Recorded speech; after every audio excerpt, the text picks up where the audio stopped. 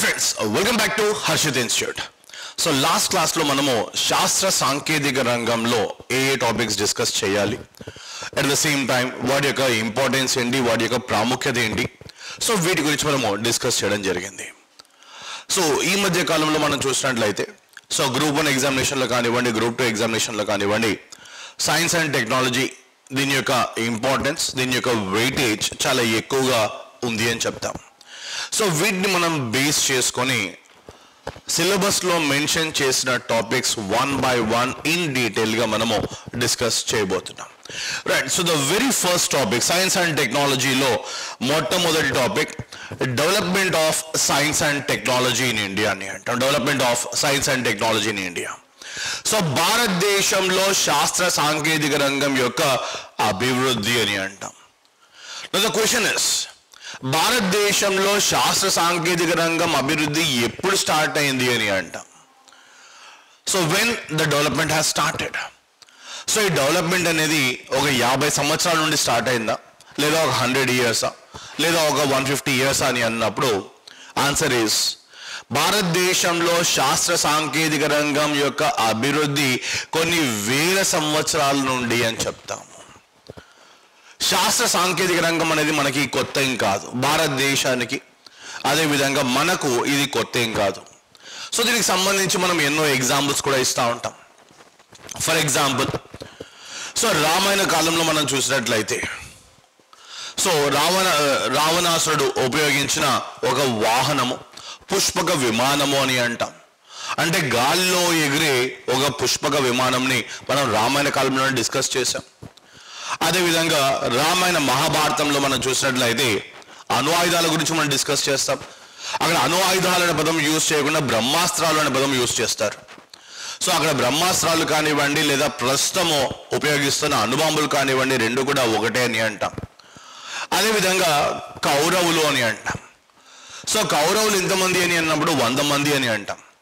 So ఈ 100 మంది ఎక్కడి నుండి పుట్టారు అని అన్నప్పుడు ఈ 100 మంది కూడా ఒక కుండలో నుండి పుట్టిన వాళ్ళు అని చెప్తాం. అంటే మహాభారత కాలంలోనే మనకు టెస్ట్ ట్యూబ్ బేబీస్కి సంబంధించి టెక్నాలజీ కానివ్వండి, ఐడియా కానీ కంప్లీట్గా ఉంది అని చెప్తాం. సో ఈ విధంగా మనము ఎన్నో ఎగ్జాంపుల్స్ చెప్తూనే ఉంటాం. అదేవిధంగా ఈ రోజు డేట్లో కూడా మనము ఇంట్లో ఉపయోగిస్తున్న చిన్న చిట్కాలు అండి అంటాం, స్మాల్ టెక్నిక్స్. కింద పడినప్పుడు, గాయాలైనప్పుడు, దెబ్బలు తగిలినప్పుడు పసుపు పెడతా ఉంటాం. కారణం ఏంటి? పసుపు అనేది ఒక యాంటీబయాటిక్ అని అంటాం. అట్ ద సేమ్ టైం పండుగల సమయంలో మనము ఇంటి గుమ్మానికి మామిడాకులు కడతా ఉంటాం. కారణం ఏంటి అని అన్నప్పుడు మామిడాకులు ఎక్కువగా ఆక్సిజన్ రిలీజ్ చేస్తాయి, విడుదల చేస్తాయి కాబట్టి. అదేవిధంగా ఈ రోజు డేట్లో కూడా మనం చూసినట్లయితే గ్రామీణ ప్రాంతాల్లో, సో ముఖ్యంగా మరికొన్ని గ్రామీణ ప్రాంతాల్లో కాకుండా నగరాల్లో కూడా కొంతమంది ఇప్పటికి కూడా మనం చూసినట్లయితే ఆరు బయట సో దాదాపుగా వారంలో 2 రోజులు, ముఖ్యంగా శుక్రవారం రోజు కానివ్వండి, శనివారం రోజు కానివ్వండి, ఆవు పేడతో కానివ్వండి, లేదా గేదెది కానివ్వండి, వీటిని ఉపయోగిస్తూ ఉంటారు. సో కారణం ఏంటి అని అన్నప్పుడు ఆవు పేడ ఏదో యాంటీబ్యాక్టీరియా అని అంటాం, క్రిమి కీటకాలను లోపలికి రానివ్వదు అని అంటాం. అదేవిధంగా మన ఇంటి గడపకు కూడా మనం పసుపు రాస్తూ ఉంటాం. అంటే ఈ టెక్నాలజీ అనేది మనకు కొత్త ఏం కాదు. సో టెక్నాలజీ అని అన్నప్పుడు కేవలము కంప్యూటర్లో మాత్రమే కాదు, గాల్లో ఎగిరే వస్తువులు మాత్రమే కాదు. రైట్. సైన్స్ని మనము దైనిక జీవితంలో ఏ విధంగా మనం గతంలో ఉపయోగించాము, వర్తమానంలో ఎలా ఉపయోగిస్తున్నామో, భవిష్యత్తులో మనం ఎలా ఉపయోగించబోతున్నామో అని అంటాం. సో ఎప్పుడైతే మనము భారతదేశంలో శాస్త్ర సాంకేతిక రంగము అని అంటున్నామో, సో భారతదేశంలో శాస్త్ర సాంకేతిక రంగం యొక్క అభివృద్ధి ఎలా జరిగింది, ఎప్పటి నుండి స్టార్ట్ అయింది అని అన్నప్పుడు సో దీనికి సంబంధించి 3 దశలుగా చెప్తాం. భారతదేశంలో శాస్త్ర సాంకేతిక రంగం యొక్క అభివృద్ధి అనేది 3 డిఫరెంట్ స్టేజెస్ అని చెప్తాం. సో మొదటి దశ ఏంటి? 3 డిఫరెంట్ స్టేజెస్ అని అన్నాం. సో 3 డిఫరెంట్ స్టేజెస్ ఏంటి అని అన్నప్పుడు మొదటగా ప్రాచీన భారతదేశము అని అంటాము. సో ప్రాచీన భారతదేశంలో ఏన్షియంట్ ఇండియా అని అంటాం. సో ఏన్షియంట్ ఇండియాలో సైన్స్ అండ్ టెక్నాలజీ డెవలప్మెంట్ ఎప్పుడు స్టార్ట్ అయింది, అదేవిధంగా ఎలా స్టార్ట్ అయింది అని అంటాం. సో ప్రాచీన భారతదేశం. సో ప్రాచీన భారతదేశం తర్వాత మనం చూసినట్లయితే మధ్యయుగ భారతదేశము అని అంటాము, మిడేవల్ ఇండియా అని అంటాము, మిడేవల్ ఇండియా. అదేవిధంగా ఆధునిక భారతదేశము అని అంటాం. ఆధునిక భారతదేశము modern India. So science and technology development, భారతదేశంలో సైన్స్ అండ్ టెక్నాలజీ డెవలప్మెంట్ మనము 3 దశలుగా చెప్తాం. సో మొదటిది ప్రాచీన భారతదేశము, రెండవది మధ్యయుగ భారతదేశము అని అంటాం, medieval India. At the same time ఆధునిక భారతదేశం మోడర్న్ ఇండియా అని అంటాం. So 3 different stages. సో ఈ 3 దశల్లో కూడా 3 డిఫరెంట్ స్టేజెస్లో కూడా భారతదేశంలో సైన్స్ అండ్ టెక్నాలజీ డెవలప్మెంట్ కొరకు ఎందరో గొప్ప వాళ్ళు, రీసెర్చ్ స్కాలర్స్, మేధావులు, సైంటిస్టులు కృషి చేయడం జరిగింది. సో ఇక్కడ మనం ఒక్కొక్కరిగా మనం చూసినట్లయితే ఎవరు ఏ రంగంలో కృషి చేశారు, అదేవిధంగా వారు రచించిన పుస్తకాలు ఏంటి, సో వీటి గురించి మనం చూసినట్లయితే సో మొదటిగా ప్రాచీన భారతదేశము అని అంటున్నాం. సో ఏన్షియంట్ ఇండియా గురించి మనం చూసినట్లయితే science and technology development in ancient India. ప్రాచీన భారతదేశంలో శాస్త్ర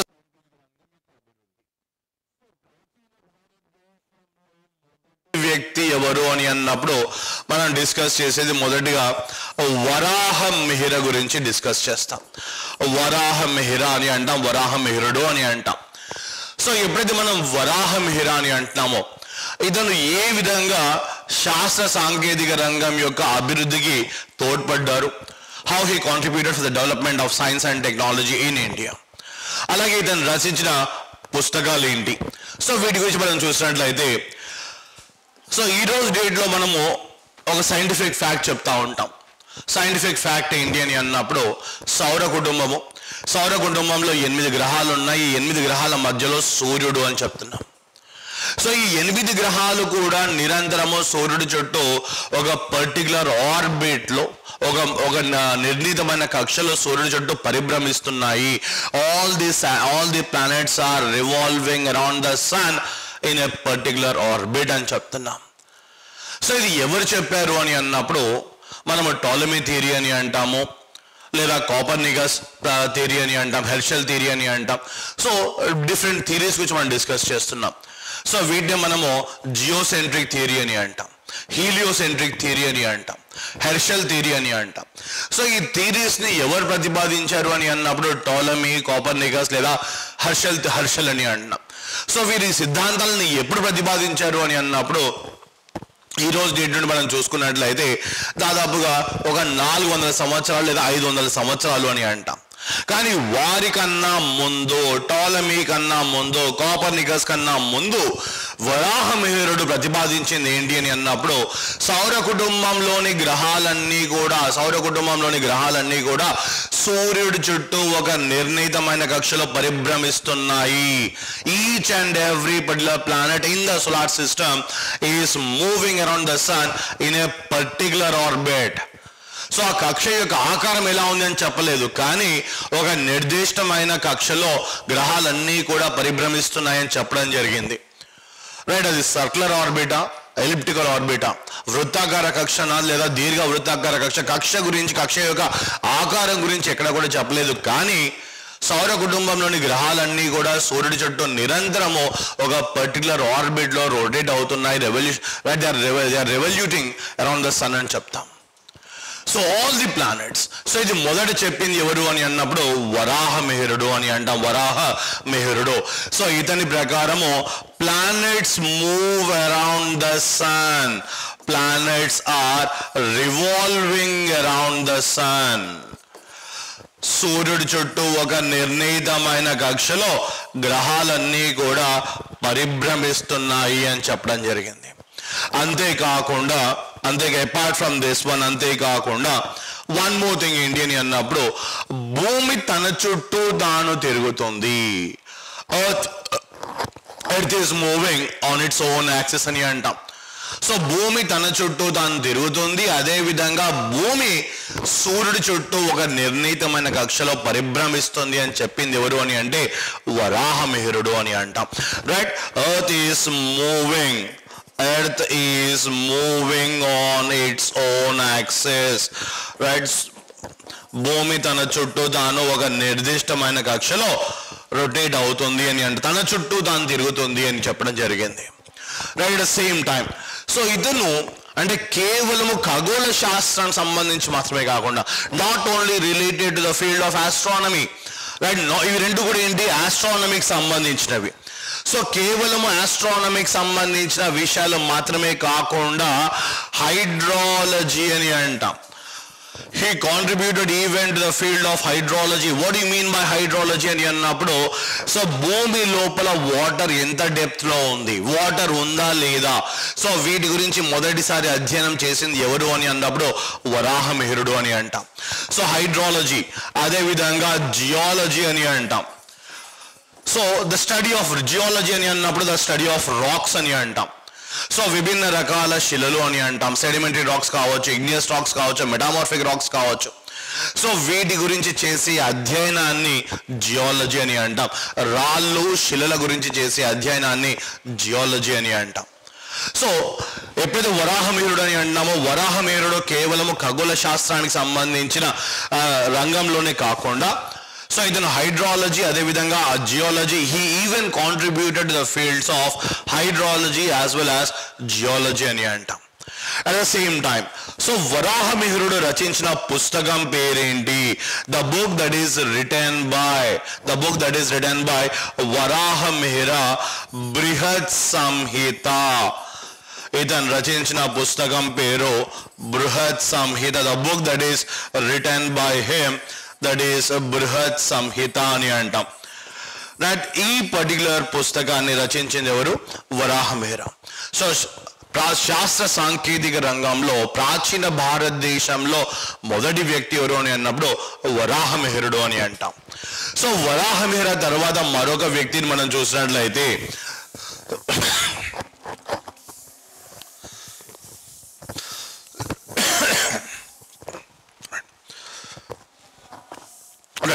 సో ప్రాచీన భారతదేశంలో వరాహమిహిరుడు తర్వాత మరో ముఖ్యమైన వ్యక్తి ఆర్యభట్ట అని అంటాం.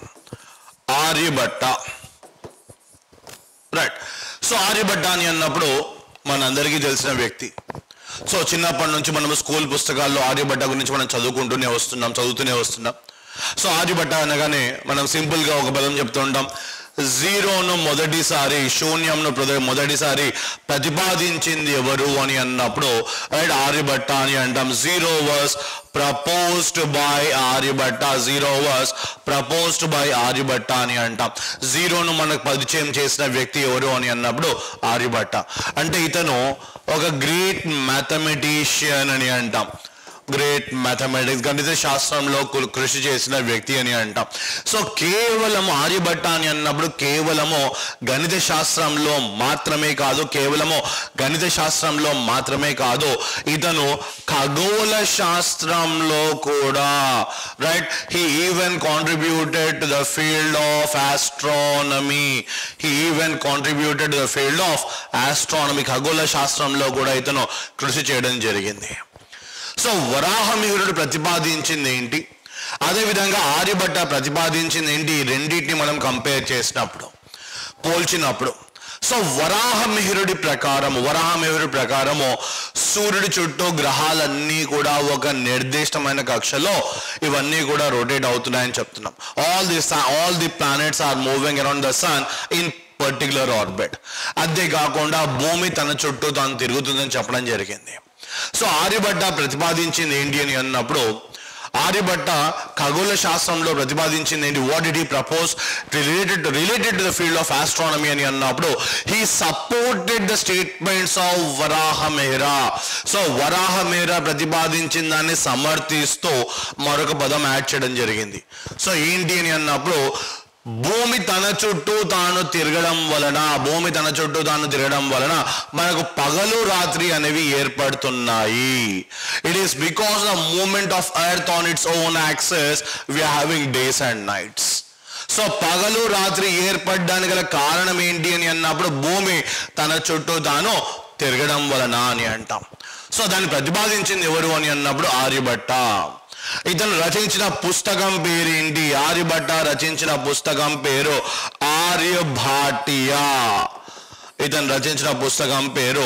ఆర్యభాటియ. జీరోను ప్రతిపాదించిన వ్యక్తి, అదేవిధంగా పగలు రాత్రి ఎలా ఏర్పడుతున్నాయి ఇది మనకు తెలియజేసిన వ్యక్తి ఎవరు అని అన్నప్పుడు రైట్ ఆర్యభట్ట అని అంటాం. ఆర్యభట్ట తరువాత ప్రాచీన భారతదేశంలో శాస్త్ర సాంకేతిక రంగం యొక్క అభివృద్ధికి కృషి చేసిన వ్యక్తులలో మూడవ వ్యక్తి ఎవరు అని అన్నప్పుడు బ్రహ్మగుప్త అని అంటాం. బ్రహ్మగుప్త.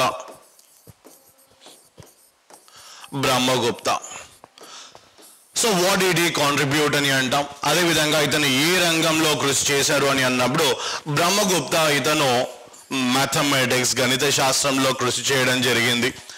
సో ముఖ్యంగా మ్యాథమెటిక్స్లో ఏ టాపిక్స్ అని అన్నప్పుడు ఏ ఫీల్డ్ అని అన్నప్పుడు మ్యాథమెటిక్స్లో మనం చూసినట్లయితే జామెట్రీ, అదేవిధంగా ట్రిగ్నోమెట్రీ,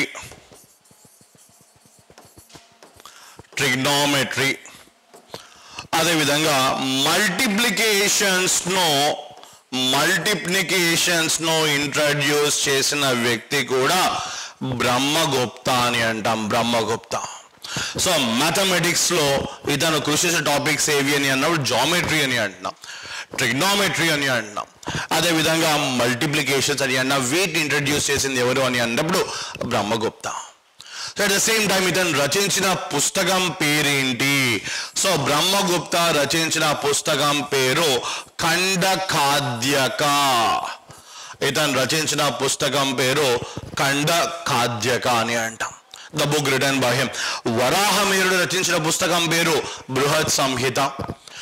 అలాగే ఆర్యభట్ట రచించిన పుస్తకం పేరు ఆర్యభాట్య.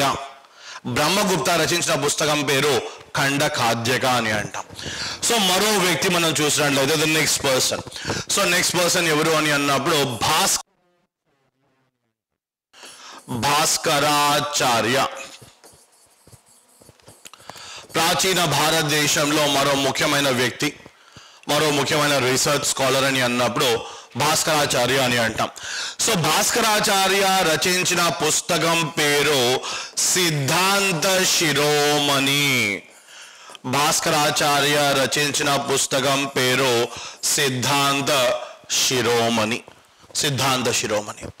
సో ఈ పుస్తకంలో మనం చూసినట్లయితే సిద్ధాంత శిరోమణి అంటున్నాం.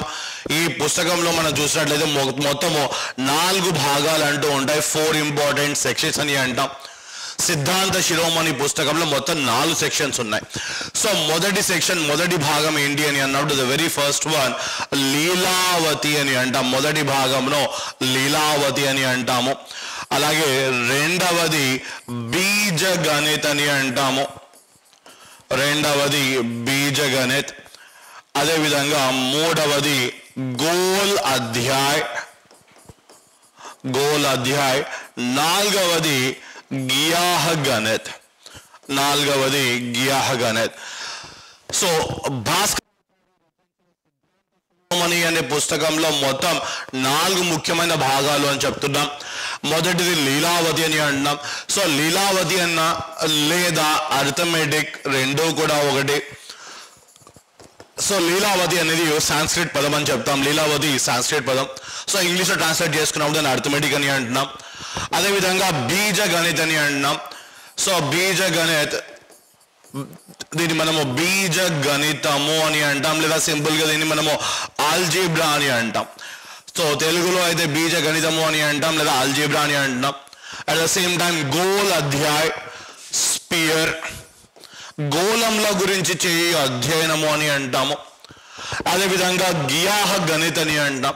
సో గియాహ గణిత్ అని అన్నప్పుడు ప్లానెట్ మ్యాథమెటిక్స్. సో ఎప్పుడైతే మనం ప్లానెట్ మ్యాథమెటిక్స్ అనే పదం ఉపయోగిస్తున్నామో ఈ రోజు డేట్లో మనం చూసినట్లయితే ఆస్ట్రాలజీ అని అంటాం. సో నక్షత్రాల యొక్క మూమెంట్, గ్రహాల యొక్క మూమెంట్, వీటిని స్టడీ చేస్తూ చాలా మంది జ్యోతిష్యం చెప్తూ ఉంటారు, చాలా మంది జ్యోతిష్యం చెప్పించుకుంటూ ఉంటారు. సో అదంతా కూడా కంప్లీట్గా దేనిపై డిపెండ్ అయ్యింది అని అన్నప్పుడు గియాహ గణిత్ అని అంటాం, లేదా ప్లానెట్ మ్యాథమెటిక్స్ పై డిపెండ్ అయ్యింది అని చెప్తాం. రైట్. సో ప్రాచీన భారతదేశంలో మరో ముఖ్యమైన వ్యక్తి ఎవరు అని అన్నప్పుడు భాస్కరాచార్య అని అంటాం. ఇతను రచించిన పుస్తకం పేరేంటి? సిద్ధాంత శిరోమణి. రైట్. అలాగే ప్రాచీన భారతదేశంలో మనం చూసినట్లయితే మరో ముఖ్యమైన వ్యక్తి ఎవరు అని అన్నప్పుడు కన్నడ్ అని చెప్తాం. ప్రాచీన భారతదేశంలో మరో ముఖ్యమైన వ్యక్తి కన్నడ్. సో ఇతను ఏ రంగంలో కృషి చేశారు అని అన్నప్పుడు పరమాణు సిద్ధాంతము అని అంటాం, అటామిక్ థియరీ అని అంటాం.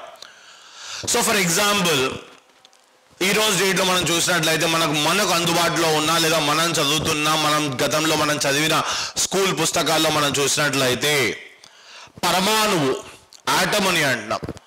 సో ఆటంని ఎవరు ప్రతిపాదించారు అని అన్నప్పుడు ఎంతోమంది శాస్త్రవేత్తల పేర్లు చెబుతూ ఉంటాం, చదువుతాము అవన్నీ కూడా.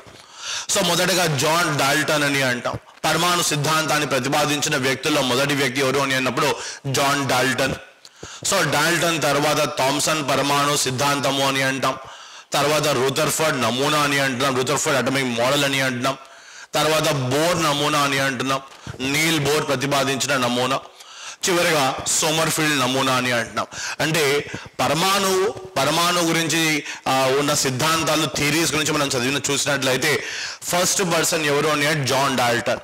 సో జాన్ డాల్టన్ తర్వాత థామ్సన్ అని అంటాం. థామ్సన్ తర్వాత మరో వ్యక్తి రైట్ రూథర్ఫర్డ్, తర్వాత నీల్ బోర్, తర్వాత సోమర్ఫీల్డ్. కానీ ఎక్కడ కూడా కన్నడ్ గురించి మనము చదవలేదు, చెప్పట్లేదు రైట్. అలాగే ఎక్కడ కూడా మన పుస్తకాల్లో దీని గురించి ఎక్కడ కూడా మెన్షన్ చేయలేదు అని చెప్తాం.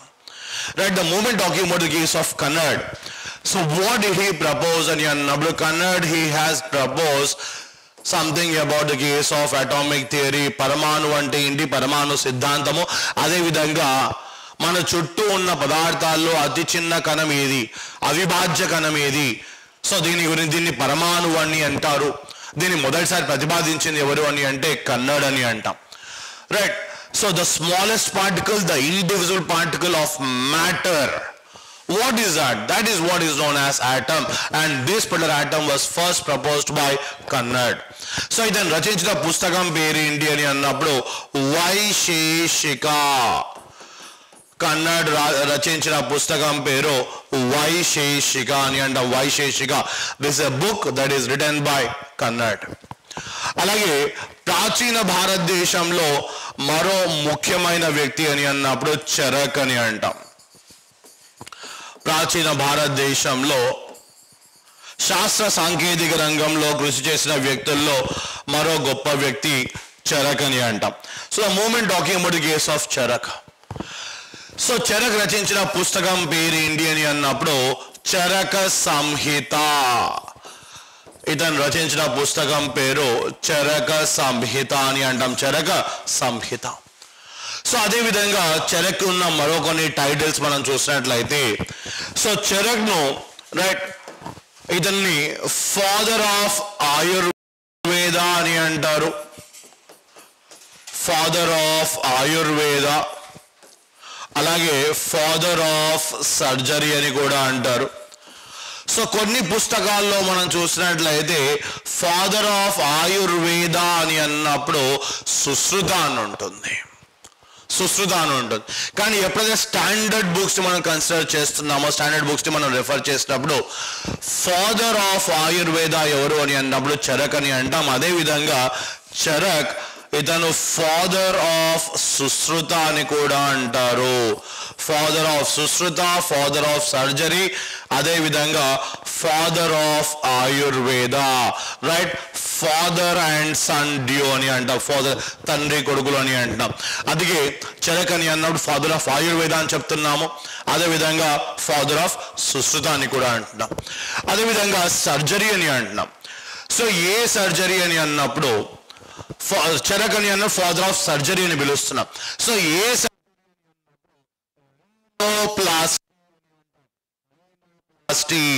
కంటి శుక్లాలకు సంబంధించిన సర్జరీ, శస్త్రచికిత్స, కంటి శుక్లాలకు సంబంధించిన శస్త్రచికిత్స అని అంటాం, రీనోప్లాస్టీ.